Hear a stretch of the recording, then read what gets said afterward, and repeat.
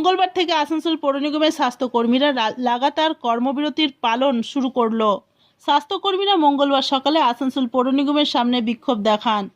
স্বাস্থ্যকর্মীদের বক্তব্য, তাদের বেতন বৃদ্ধি দাবি সহ বিভিন্ন দাবি নিয়ে সুডা মুখ্য স্বাস্থ্য আধিকারিক, আসানসোল পৌর নিগমের স্বাস্থ্য চিকিৎসক, আসানসোল পৌর নিগমের মেয়রের কাছে স্মারকলিপি জমা দিলেও কোনো পদক্ষেপ গ্রহণ করা হয়নি।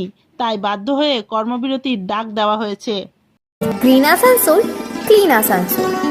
কিন্তু কেউ জানে না আসামিদের বেতন, ওটাকে বললে হাস্য হবে, ওটাকে বেতন বলা যায় না। ফাঁকা বলুন তাকে অপমানই করে, কিন্তু কেউ জানে না আসামিদের কী অবস্থা। তাদের খেলা মেলায় প্রতিটা পদে তাদের চাই, কিন্তু আসামিদেরকে পুজো দেখে না।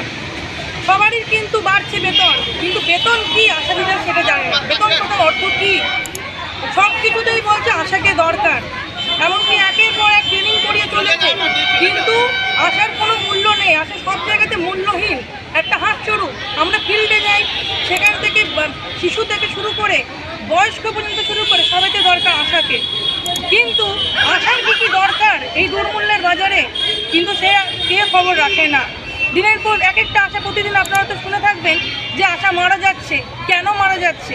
তাদের উপর কাজের বোঝাকে চাপিয়ে দেওয়া হচ্ছে ক্রমশ। আজ হতে হবে এই মেলা, যেতে হবে স্কুল ডিউটি, যেতে হবে আশাকে। আশা তো কিন্তু ডাক্তার নয়, কিন্তু আশাকে বলছে ওষুধ দিয়ে দেওয়া হোক। ওষুধ মানে এই নয় যে কোনো কিছু প্যারাসিটামল কিছু, শুধু বলছে ওয়ারেস। তাহলে সেখানে আশা হচ্ছে প্রহসনের পাত্র। ফিল্ডে যাচ্ছে, এমন এখন নতুন একটা প্রজেক্ট লঞ্চ করা হয়েছে প্যাড, সেটা কী করতে হবে? এত একটা প্যাডকে বলছে বিক্রি করো, 6 টাকা মূল্যে বিক্রি করো। সেখানে আশার লাভটা কোথায়? সেখানে আশা হচ্ছে প্রহসনের পাত্র হয়ে দাঁড়িয়ে গেল। এইসবে অন্যায় বিরুদ্ধে। আপনার নাম? আমার নাম হচ্ছে ভাস্বতী দাস মুখার্জি।